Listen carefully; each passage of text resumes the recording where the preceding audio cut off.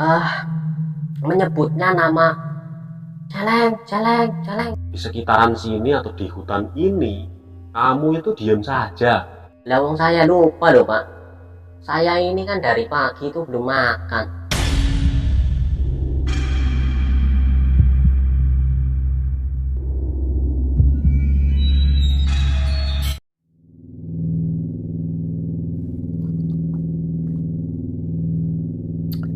Assalamualaikum warahmatullahi wabarakatuh. Jumpa lagi dengan channel YouTube Jaudah TV.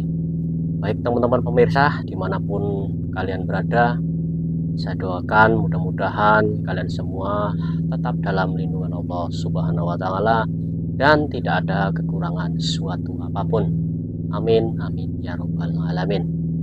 Baik teman-teman, alhamdulillah pada kesempatan malam hari ini saya akan sedikit bercerita tentang mengenai salah satu seorang yang dulunya pernah merantau di salah satu daerah, yaitu di daerah Sumatera, tepatnya di Lubuk Linggau. Nah teman-teman, beliau ini berasal dari daerah Tanah Jawa, yaitu tepatnya di daerah Kebumen tentunya teman-teman.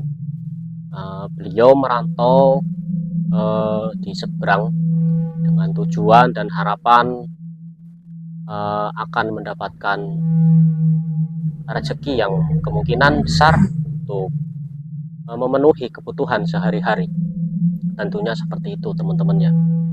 Namun di tempat perantauan ini beliau itu mempunyai banyak hal-hal cerita yang ia alami. Kebetulan pada tahun berapa saya juga kurang paham ya. Yang intinya dulu itu pada waktu zaman Trans ya, kalau nggak salah zaman Trans itu zaman tahun berapa itu teman-teman. Kemungkinan saya juga belum lahir ya, kemungkinan teman-teman. Dan beliau merantau ke salah satu daerah itu, dan selang beberapa tahun kemudian beliau itu mempunyai banyak cerita mistis yang dialaminya oleh beliau.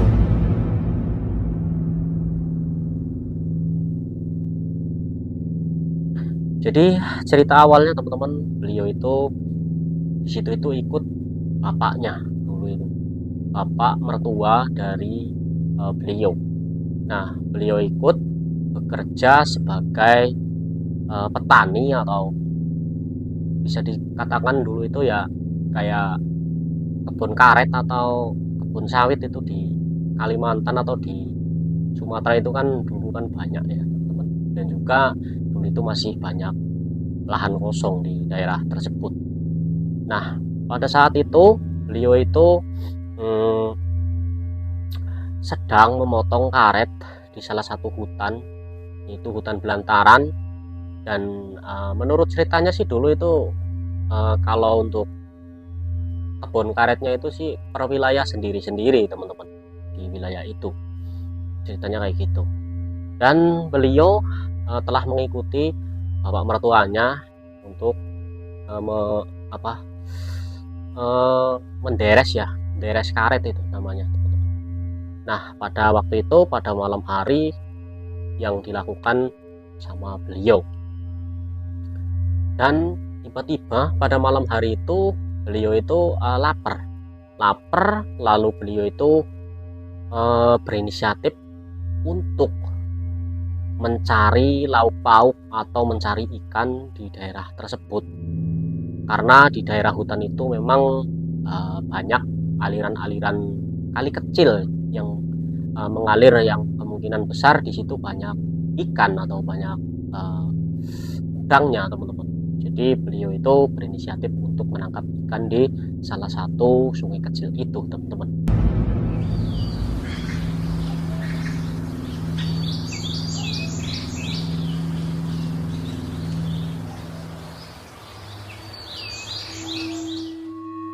Nah setelah beliau itu menangkap ikan, tiba-tiba itu di salah satu semak-semak atau di salah satu pepohonan itu tiba-tiba itu ada salah satu seekor macan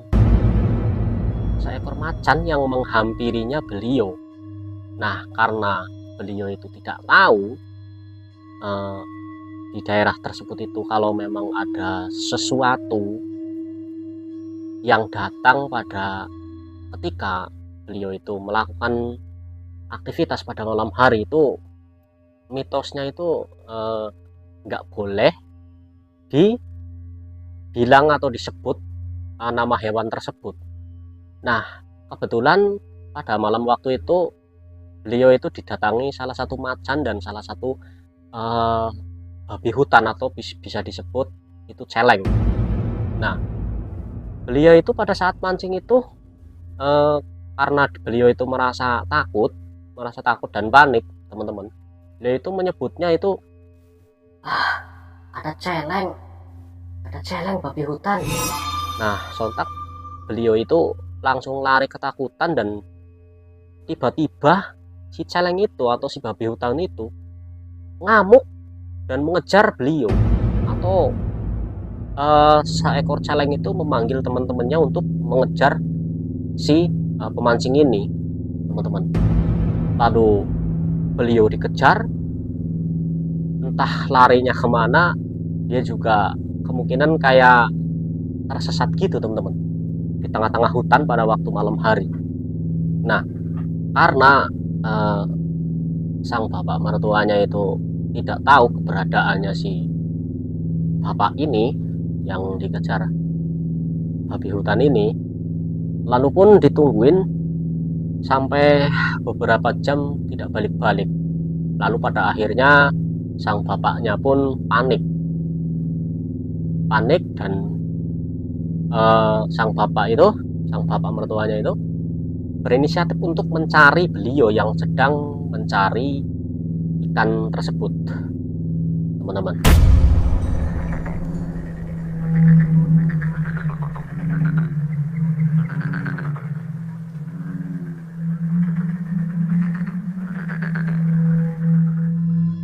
Kita sambil ngopi dulu.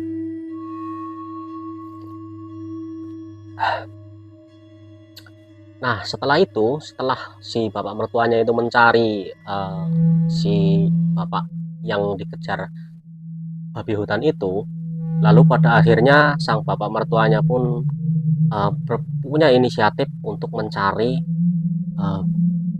beliau di salah satu hutan itu.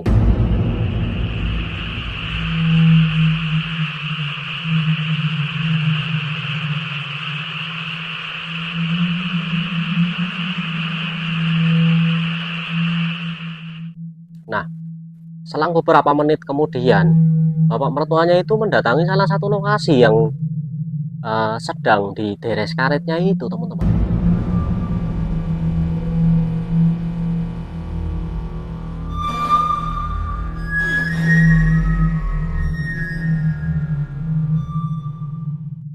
Lalu pada akhirnya beliau pun ditemukan di salah satu hutan, yaitu di tengah-tengah, teman-teman. Bapaknya pun bilang kepada anaknya, Loh. Kamu ngapain di sini? Saya cari-cari loh. Dari tadi nggak ketemu-temu. Ternyata kamu di sini sedang ngapain? Loh Pak, saya itu loh Pak, ceritanya begini Pak. Tadi ketika saya itu sedang deres karet itu Pak, saya itu tiba-tiba perutnya lapar, dan saya pun punya inisiatif untuk mencari ikan di salah satu aliran sungai itu Pak.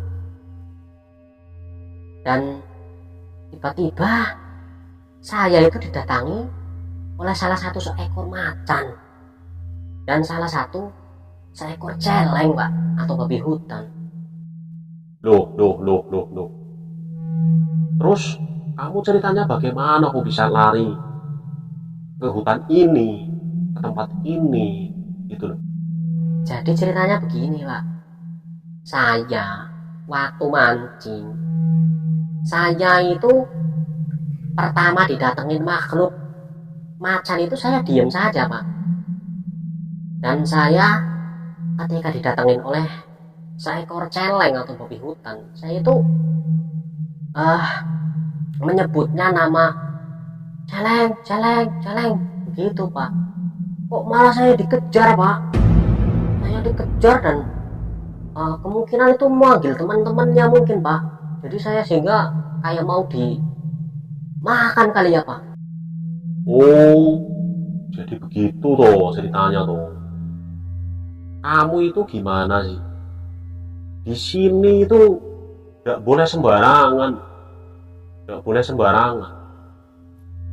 Kamu dulu itu sudah saya peringatkan, kalau kamu itu bepergian pada siang atau malam hari, kalau ada sesuatu di sekitaran sini atau di hutan ini, kamu itu diam saja, tidak usah disebutkan namanya.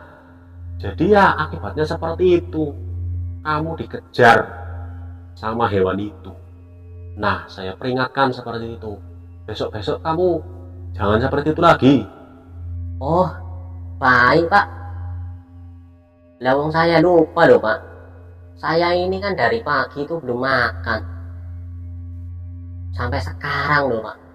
Karena saya deres itu dari pagi sampai malam ini kok belum dapat banyak Pak. Makanya saya itu belum berani pulang. Oh, ya sudah. Sekarang kan sudah malam. Ayo ikut bawa pulang sekarang.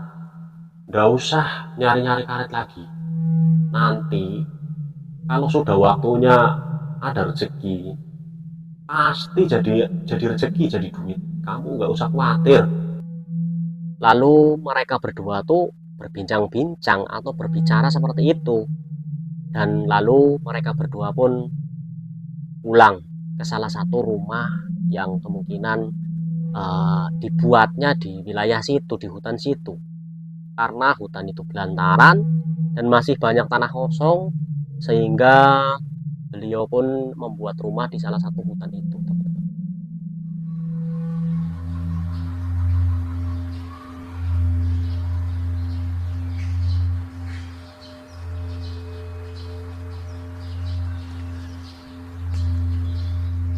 Nah, setelah sesampainya ke rumah itu, beliau pun diperingatkan lagi sama bapak mertuanya itu. Lalu sang anak menantunya itu nurutin apa kata sang mertuanya itu, teman-teman. Dan sekian cerita dari saya. Mudah-mudahan cerita ini bisa dimengerti atau dipahami ya teman-teman, bahwasanya kita mencari uang atau bekerja itu ya sewajarnya saja teman-teman. Jadi nggak usah ngoyo-ngoyo, istilah katanya seperti itu ya teman-teman. Apalagi itu berada di salah satu hutan atau berada di salah satu daerah lain, apalagi itu di seberangnya teman-teman. Dan memang